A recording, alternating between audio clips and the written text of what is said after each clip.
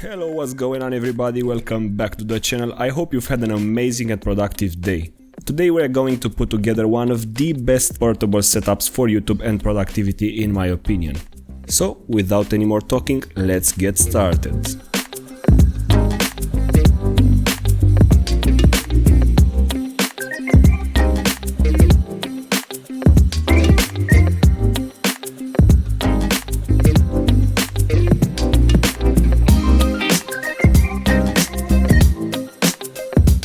Before jumping into the video, I want to point out that if you are interested only on a particular subject, all the timestamps are available on the screen and in the video description as well, because today we will cover several subjects like the 2017 iPad Pro, facts, specs and price, the Apple Pencil and how to get the most out of it, note-taking and how you can prepare a video like this one using just Apple Notes, from camera to iPad, video editing using LumaFusion, video stabilization using Emulsio. In the end, we will take a conclusion about what we've seen today, so feel free to skip at any point in the video.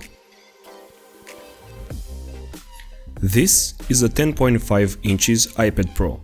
You probably already know the iPads for being the iconic media consumption devices, but depending on what you are looking for, this iPad can be a workhorse for content creation, photography and videography work. Of course, you can do any basic task that you would normally do on your laptop, but without the possibility to install Windows applications. Most of the times you'll find equivalent apps on iOS as well, like Microsoft Office or others. But should you get the iPad Pro or just a regular iPad, or even the iPad Air? Let's make a comparison based on budget and performance. Here we have a simple product analysis that will help us understand what iPad should we get. This could be easily adapted for any products and should help you make a more systematic decision. The comparison will be done based on price and performance. First, the iPad Pro from 2017 has a great chip A10X Fusion plus 4GB of RAM, a high quality true tone high refresh rate 120Hz display, 4 speakers, keyboard support, a great GPU and headphone jack. It only comes at around $450 US. Next, the iPad Air from 2019 has the newer chip A12 Bionic based on 7nm technology, only 3GB of RAM, a high quality true tone display but only at 60Hz refresh rate. It also has keyboard support, only 2 speakers and 4-core GPU. It comes at around $600 US. Third, the iPad Pro from 2018 has the latest chip, the A12X Bionic based on the same 7nm technology, 7-core GPU. It comes with 4 or 6GB of RAM depending on your storage. Also with high quality, true tone, high refresh rate 120Hz display. It also have keyboard support, 4 speakers and it comes with USB Type-C. The price is around $750 US. Here is what I would call a choice chart, which represents a score based on the choice you want to make, either oriented to a more budget product or choosing the highest performance one. For me, the best would be somewhere in between, where the performance is good enough but at a decent price. The total number of points is not particularly important, it only offers a rating that is subjective to buyer. The performance over budget formula offers an idea of how much you get for a certain amount of invested money. In my case, where I'll be using the iPad for note-taking, video production or photo editing and some 3D design, the best choice was the 2017 iPad Pro, because it offers the most for the price you pay. Before thinking about doing any creative work on the iPad, I highly recommend buying an Apple Pencil. This iPad will work with the first generation pencil, which is as good as the second generation one, but without having the double tap functionality.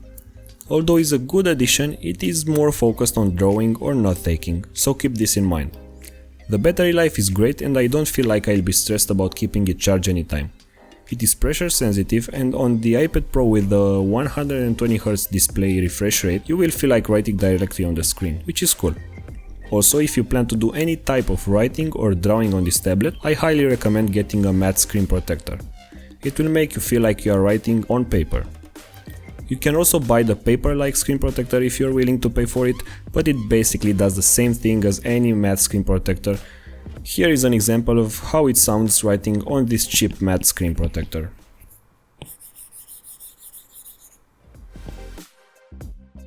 As we've seen before, the note-taking game is very strong on this tablet, but there are more opportunities to explore. Some of them are Notability or GoodNotes, where you can also scan documents and sign or write on them directly in the Notes app. Okay, so you probably want to use the iPad as a content creation assistant. You are filming with a DSLR or mirrorless camera and you have to move your files from the camera to your iPad. There are 3 ways you can do this. First, you can download the footage to your personal computer or laptop and then move them using iTunes file transfer. But this is not how you should do it. Second, you can buy a Lightning to SD card adapter that will work with the iPad just like this one. It says it has USB 3 speeds and you can plug in the SD card from your camera, GoPro or drone and just download the files directly to your iPad. Third, you can buy a Lightning to camera adapter which has an USB 3 and a charging port. With this, you can charge your iPad while downloading the footage. The only issue is that if you want to use any USB memory stick or any SD card reader, you'll have to plug the power in order to work. That's why I recommend using the SD to Lightning adapter if you are going to download media from any camera. Editing on the iPad is a very common thing now with the iPadOS released, because you can easily manage and organize your footage, voiceover or music in the appropriate folders. But what software to use for video editing on the iPad? The answer is simple. It depends on how much control you want over the editing process. If you are familiar with Final Cut Pro or Adobe Premiere Pro, the only app that comes closer to the head mentioned apps is LumaFusion. You'll have to buy it, but it's worth every cent. This is a video that was entirely edited on the iPad using LumaFusion. If you haven't seen it before, I highly recommend going and watching it. I'll put a link in the description box down below. Hit that like button if you're still there. With LumaFusion you have separate audio and video tracks, keyframes and even transitions or effect controls. You can also do some basic color correction and some speed ramps. One of the biggest advantages of using iPads for video editing using LumaFusion is the playback quality. I was literally shocked to see how the iPad Pro handles multiple graded videos and transitions when it comes to playback. It is basically real time without any dropped frames or freezes. Even better than my editing computer. And I can bring my iPad with me everywhere. But what if you have shaky footage? Unless you have a camera with in-body image stabilization or you're shooting on a gimbal, you probably did have to mess with shaky footage. But what if you don't have to go to your PC to stabilize your footage using Warp Stabilizer from Premiere Pro or Final Cut Pro and all you have is your iPad? Then you should go to App Store and buy Emulsio right now. I'm pretty sure I've mispronounced that name, but I've tried. The user interface is pretty basic. You just have to choose the video you want to be stabilized and the app will do everything for you. The analysis time is very good, way faster than my laptop or PC. After the analysis is finished, you will see your video stabilized using the default settings.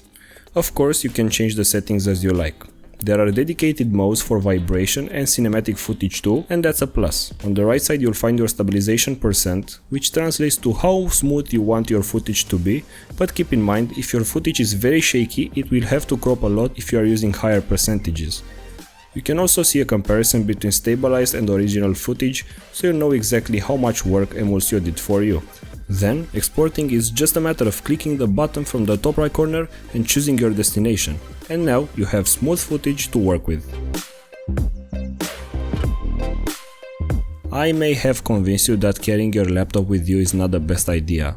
Let's pick 3 to 4 items that will fit without any problem in your day-to-day backpack. Number 1. You may not carry it in your backpack, but more in your pocket. I'm talking about your phone. If you're watching this video, chances are you are at least a little interested about tech gadgets, so you've picked up a phone that has a decent camera. So why not using it more then? If you want the best image quality possible without using so much space, there are plenty small mirrorless camera to choose from. I personally use a Sony a5100. Number 2. If what you want to capture is more about sports or any related activity, then you should consider buying an action camera.